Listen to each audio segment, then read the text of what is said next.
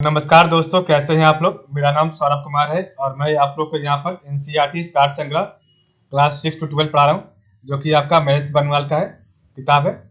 और इसमें हम लोग अभी ज्योग्राफी को पढ़ रहे हैं और ज्योग्राफी का पार्ट हम लोग इसमें पढ़ रहे हैं। आज का जो पार्ट पढ़ने जा रहे हैं वो है आपका ऊर्जा, ठीक है।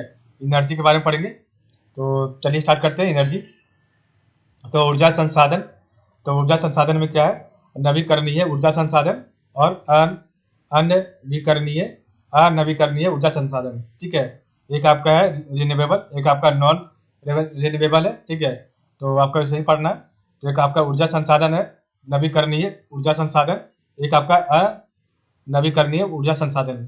तो नवीकरणीय ऊर्जा संसाधन में आता है सौर ऊर्जा, पवन ऊर्जा, जल विद्युत, बायो एक मिनट बायोगैस, भूतापीय ऊर्जा, कचरे से उत्पादित ऊर्जा और फिर ज्वारीय ऊर्जा है, ठीक है। तो ये आपका नवीकरणीय ऊर्जा संसाधन से आता है।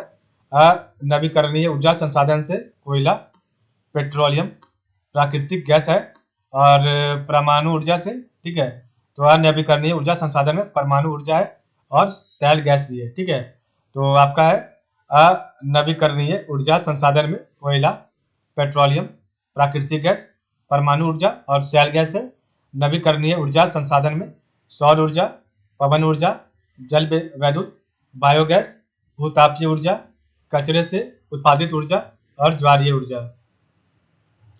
तो आपका यहाँ पर लाइन पढ़ेंगे, भारत में कुल विद्युत ऊर्जा उत्पादन के स्रोतों के अंश का सही अनुक्रम क्या है। तो भारत में कुल विद्युत ऊर्जा उत्पादन में के स्रोतों के अंश का सही अनुक्रम क्या है। तो तापीय, जलीय, वायु, आणविक। तो तापीय है, जलीय है, वायु है और आणविक है, ठीक है। और जवाहरलाल नेहरू राष्ट्रीय सौर मिशन किस वर्ष प्रारंभ की गई थी। तो जवाहरलाल नेहरू राष्ट्रीय सौर मिशन जो है आपका वर्ष 2009 में प्रारंभ किया गया था। और जवाहरलाल नेहरू राष्ट्रीय सौर मिशन का उद्देश्य वर्ष 2022 तक 20,000 मेगावाट क्षमता वाली ग्रिड की स्थापना करना है। तो जवाहरलाल नेहरू राष्ट्रीय सौर मिशन का उद्देश्य वर्ष 2022 तक 20,000 मेगावाट क्षमता वाली ग्रिड की स्थापना करना है। और जवाहरलाल नेहरू राष्ट्रीय सौर मिशन किस वर्ष प्रारंभ की गई थी। तो वर्ष 2009 में प्रारंभ की गई थी। काकरापारा परमाणु विद्युत संयंत्र। तो काकरापारा परमाणु विद्युत संयंत्र, काकरापारा एटॉमिक पावर प्लांट किस राज्य में स्थित है। तो आपका गुजरात में है। और भारत में पेट्रोलियम का अग्रणी उत्पादक राज्य कौन सा है। तो भारत में पेट्रोलियम का अग्रणी उत्पादक राज्य कौन सा है। तो गुजरात है। पेट्रोल उत्पादक क्षेत्र लूनेज किस राज्य में स्थित है। तो पेट्रोल उत्पादक क्षेत्र लूनेज आपका है गुजरात में। तो काकरापारा परमाणु विद्युत संयंत्र, काकरापारा एटॉमिक पावर प्लांट आपका गुजरात में है। और भारत में पेट्रोलियम का अग्रणी उत्पादक राज्य गुजरात है। और पेट्रोल उत्पादक क्षेत्र लूनेज किस राज्य में। तो गुजरात में। भारत वाणिज्यिक ऊर्जा के लिए मुख्यतः जीवाश्म ईंधनों फॉसिल फ्यूल्स पर निर्भर है। तो भारत वाणिज्यिक ऊर्जा के लिए मुख्यतः जीवाश्म ईंधनों फॉसिल फ्यूल्स पर निर्भर है। भारत की कुल स्थापित विद्युत क्षमता में से 69.4% ताप विद्युत, इसमें कोयला, पेट्रोलियम व प्राकृतिक गैस शामिल है।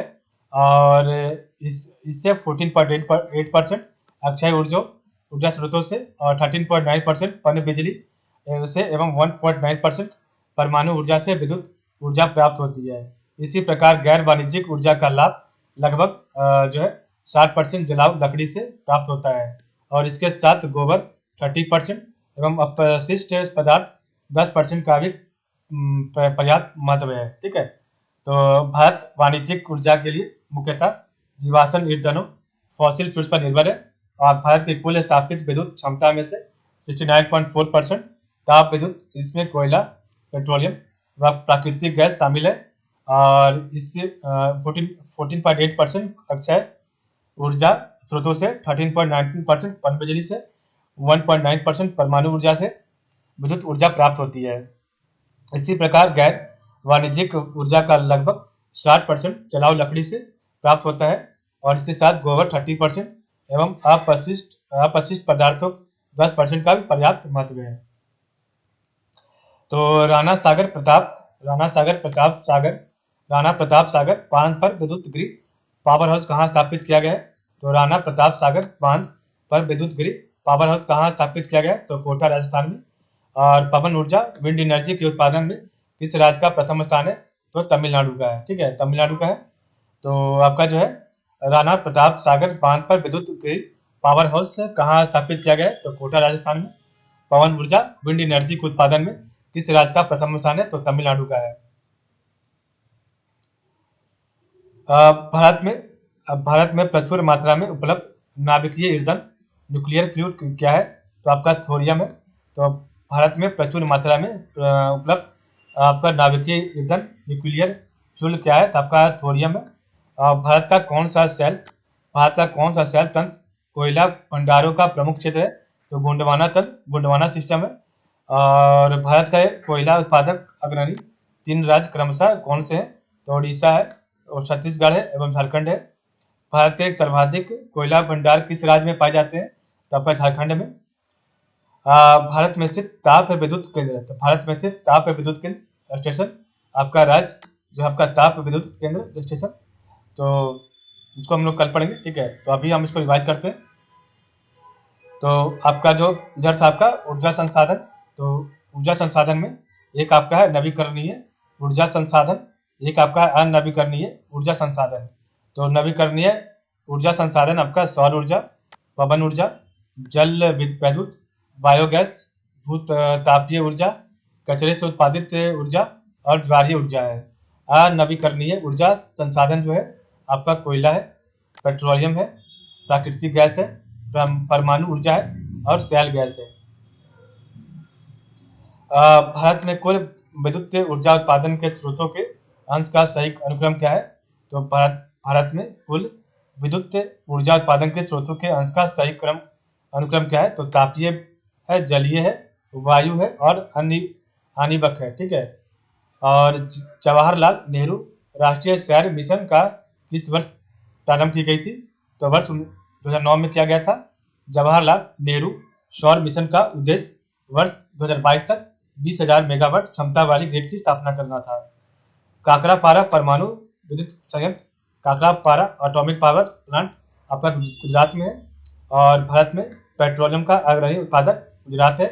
पेट्रोल उत्पादक क्षेत्र लुनेज किस राज्य में स्थित है? तो गुजरात में है। भारत वाणिज्यिक ऊर्जा के लिए मुख्यतः जीवाश्म ईंधनों फॉसिल फ्यूल पर निर्भर है। तो भारत वाणिज्यिक ऊर्जा के लिए मुख्यतः जीवाश्म ईंधनों फॉसिल फ्यूल पर निर्भर है। भारत की कुल स्थापित विद्युत क्षमता में से 69.4% ताप विद्युत, इसमें कोयला, पेट्रोलियम एवं प्राकृतिक गैस शामिल है।